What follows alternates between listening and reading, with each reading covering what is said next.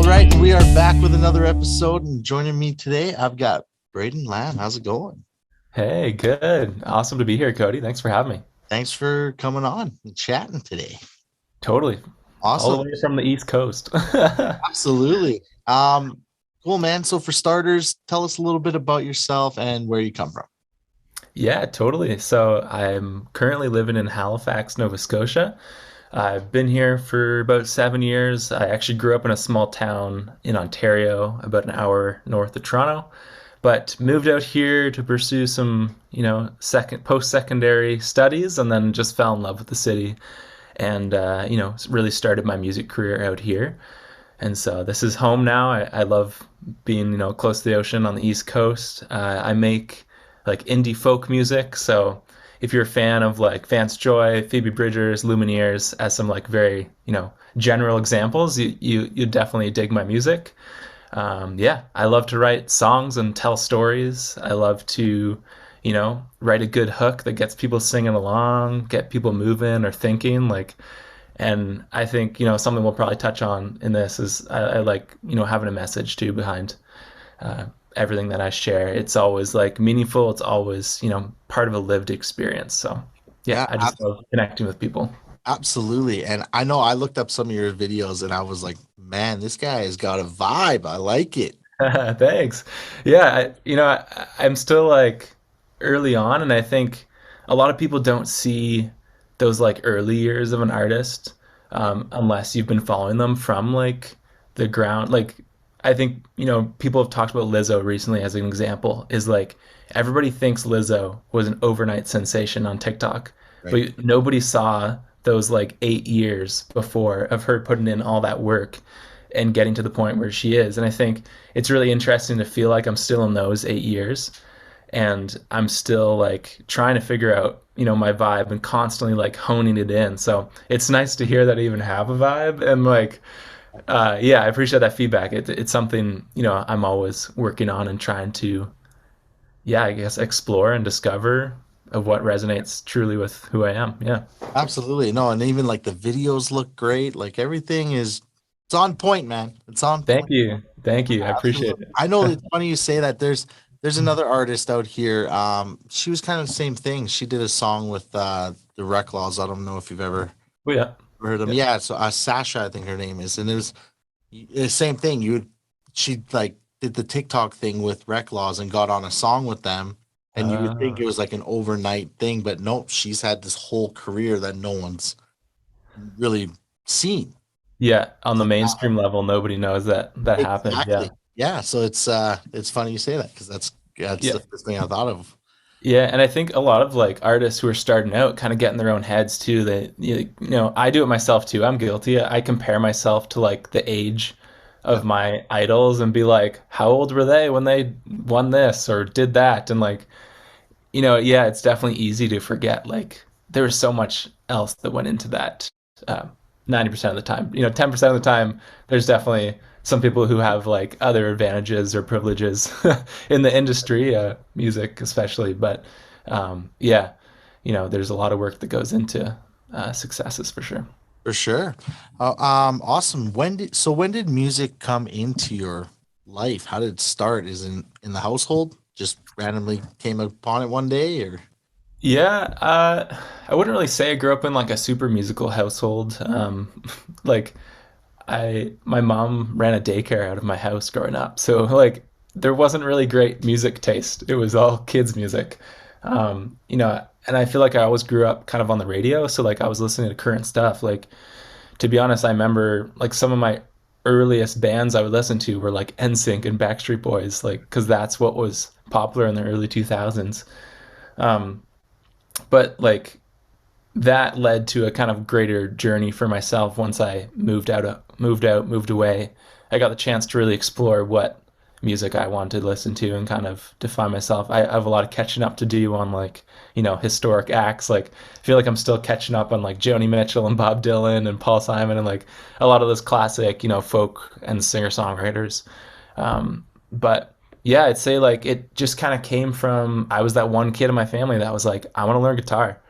Everybody else was doing piano, and yeah, something in me. I could sing. I was the only one in my family who could really sing, and I loved it. I grew up as like a church kid too, so I played a lot in church, and stuff like that. I think led to me just like wanting to go out on my own and write my own songs. I think I got to the point where it was like I'm tired of singing cover songs at these gigs. I want to start making my own music and figure out like what I want to share and what story I want to tell. Awesome. Yeah, and that was probably like in high school, I guess, when I kind of had that realization and wanted to really focus on songwriting. Right. Awesome. And so for someone who's never heard your music before, how would you describe your sound? I know we said folk. You're into Yeah. folk. What would be the best way you would describe your sound? Yeah, I recently came up with this like one sentence explanation, and I'd say it sounds like the Lumineers and Phoebe Bridgers met at a campfire in Canada. Interesting. Yeah, Okay. so Okay. maybe that puts you in the mindset a bit. Yep. You For might sure. get a little catchy sing-alongs. You might get some like darker or honest storytelling, but you might also get some of that like fun folky Lumineer stuff. Yeah, Absolutely. a Awesome. good mix. That's a good way to put it. I like that. Yeah. Awesome. Do you have what are some artists that inspire you? I want to know like what is one that inspires you towards songwriting by itself and performing by itself? Yeah.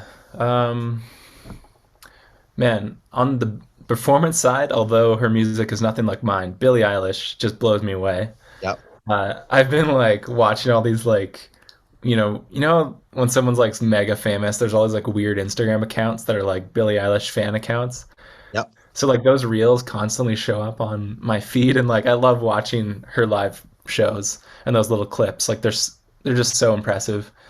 Um, I'd say songwriting wise, like I listen to a lot of like local Canadian acts. Like Dan Mangan is a really big inspiration for me, like lyric wise. Yep. I think he has just a really great way of like telling a story in words that I would never think to use. Yeah, Rose Cousins from out east here as well, and Tim Baker from Hey Rosetta. I like Hey Rosetta was probably one of my favorite bands in high school, and they still are. Tim still makes incredible music.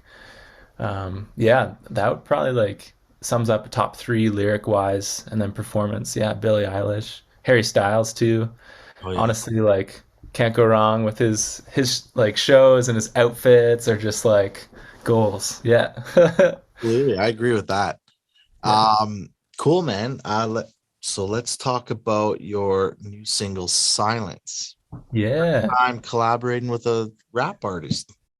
Yeah. It was like really unexpected for me, and I think also unexpected for my fans and my previous listeners. But something that I think I've always like in the back of my mind wanted to do. I really like, you know, I don't really like pigeonholing myself into like I just do folk, and I think this song really shows that like there there's so much flexibility with genres, and that like I can be an indie folk artist and still have a rapper on my track. I think it's so cool, and like it works so well in this song. And I think like me and my producer Tristan, who is Wolf Castle, we all three of us were just like so pleasantly surprised as how well it meshed together. There's definitely some doubt at the start, but yeah, it turned out really great, and we're like super proud of it. It's definitely a great like one-off single, and people so far like from the feedback I've gotten are really liking it, and yeah, that means the world to me that people leave comments like it's my favorite song you've ever released. Like that's so nice. Yeah, that makes it all worth it. It So sounds cool. great.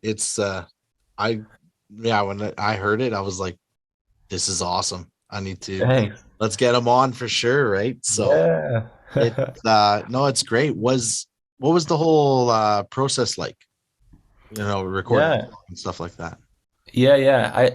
I started this song. So I started learning piano for the first time in 2020.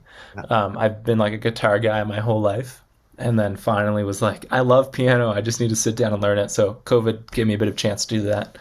Um, but yeah, this was like one of the first melodies I ever wrote on the piano was that opening piano line you hear in the song. And so I started the song on my own. I started getting some lyrics and some melodies down. Like that's really my specialty is like, the melodies and the chorus and stuff. and then brought it to my producer. We developed it a bit more, and it kind of felt like there was something missing. I didn't have like an extra verse, anyways. So we were like, why don't we run this by Tristan? I've known Tristan for a long time. And so all three of us actually, we were all in different provinces. We were, producer in PEI, I'm in Nova Scotia, Tristan's in New Brunswick. So we have this little Atlantic Canadian bubble going on in the Zoom chat. And yeah, we hashed out the finished product of this song. Tristan wrote like an incredible verse for it and like really kind of leaned into his own perspective on it. And then it all came together. So yeah, it was truly a COVID collab. And yeah, from there, I guess, I was able to get to PEI and record my tracks. Tristan sent in his rap stuff, and it all came together. Yeah. Were you nervous putting another artist, like a rap artist, on one of the songs, or just you knew it was gonna hit? No, I wasn't nervous at all. Like I really trusted Tristan. I think, yeah, if anybody watching this has a chance to check out Wolf Castle, like you'll instantly understand. He's such a talented guy, and I think he even like sat down for 2 hours and like wrote this amazing verse, and it was just, his talent is just effortless, and he like works so hard at his craft and everything else with his career. So yeah, I had full trust in him for him to nail it, and he fully delivered. Yeah. Absolutely. And available on all platforms, obviously. Yeah, out everywhere. Yeah, you got Perfect, man. it. Um, what is your favorite thing about co-writing, the whole process of that? Ooh. Honestly, for me, it gets me unstuck. Like, I I would say I still enjoy writing on my own above co-writing. Yeah. I think there is something about co-writing that, can change the meaning of a song, whether it's for good or bad. It depends on the song. I think in terms of this song, it really improved the song having like Tristan's perspective on it. But I've definitely been in co-writing sessions where having other people's and other voices kind of distills down the message I'm trying to get out. And like, if it was my experience, but I'm sharing that with others and they don't fully understand, it Yeah. doesn't work out. But I'd say like my favorite moments of co-writing are like that maybe like 1 out of 5 songs that like everybody in the room is clicking with the point of it, and we all get to like collaborate and be a part of that together. And that's really what happened with this song. It was really special. Okay, cool. And where do you Yeah. find, so you like writing alone as well? Where do you find your inspiration when writing? Uh, it's been tough lately. I'd say like usually it's like traveling and touring, and yeah, before the pandemic I was playing like 50, 60 shows a year, going across the country around Atlantic Canada lots. Obviously been less of that, but definitely outside, nature. I think my writing has definitely turned like in a bit more into like reflecting on life and what it means to be a human exist on earth. Like we've seen a lot go on in the world of the past couple of years, like a lot of traumatic events, a lot of things through the lens of social media and through the lens of other people. So yeah, trying to like understand that and interpret it, I guess, is like an inspiration constantly for me. And yeah, trying to find like hope in that too. Like that, you know, often time we see like the worst 10% when there's always like that 90% that is still really great and good. And yeah, trying to like refocus on that. Right, nice. And before I forget about your single, do we have plans for a music video? Anything like No, that? no plans for a music video, but we do have a dance challenge on TikTok if anybody wants to join in. Okay. I'm still like in the midst of promoting it, but if you search the song on YouTube, the dance comes up. You can learn the moves. It's only for like the chorus of the song, Yeah. so it's pretty simple. Me and Tristan don't know how to dance, but we did it. So I believe anybody out there can do it. Yeah, it's pretty fun. Just like use the song on TikTok. That's kind of what we're trying to do with this song. Yeah. Okay. Yeah, absolutely. Do you Mixing it up a little. yeah, Yeah. exactly. Well, TikTok seems to be the thing to promote things now, like Yeah. It's the spot. a lot. Cool. As Do you have any shows lined up people can look forward to? Yeah, out here in the East Coast, I got a show tomorrow night in Halifax. Not sure when this episode is going to come out, but Yeah, and then East Coast Music Awards are happening at the start of May in Fredericton, New Brunswick. So really stoked for that. Got a couple showcases, and there's going to be like folks. There'll be someone from like Edmonton Folk Festival there and Calgary Folk Festival. Like, yeah, lots of people come out from the West Coast as well to that, which is awesome. So yeah, looking forward to reconnecting with those people because I don't think, yeah, that hasn't happened in person in 2 years. Like the last two were canceled. So this Right. is the first ECMAs in a while. I'm very excited. We just had the Alberta ones over here for like the country Oh yeah, stuff, and it was like, yeah, last year was all online. Um, so it was good. It was good to get back to it, I guess, right? yeah, good feels. Awesome. Yeah. All right, man. Last thing, tell everyone where they can find you on social media. Yeah, totally. It's just at Braden Lam Music on all the channels. So it's BradenLam. And same with my website. It's just bradenlam.com. Super easy. Yeah, Easy. come say hi. Absolutely. All right, guys, go grab the his newest single, Silence. And dude, thank you so much for chatting today. Yeah, thanks for having me. This is great. Good questions. Absolutely. Yeah. And yeah, stay in touch and hopefully we get you out to the like Edmonton Folk Fest and stuff. Let's do it. Yeah, 100%. Because I'm it's gonna be there next summer. Let's make it happen. make it happen, man. Yeah. So all right, man. Well, enjoy the rest of your day and yeah, we'll talk soon. Cool. Thanks for having me. Take care.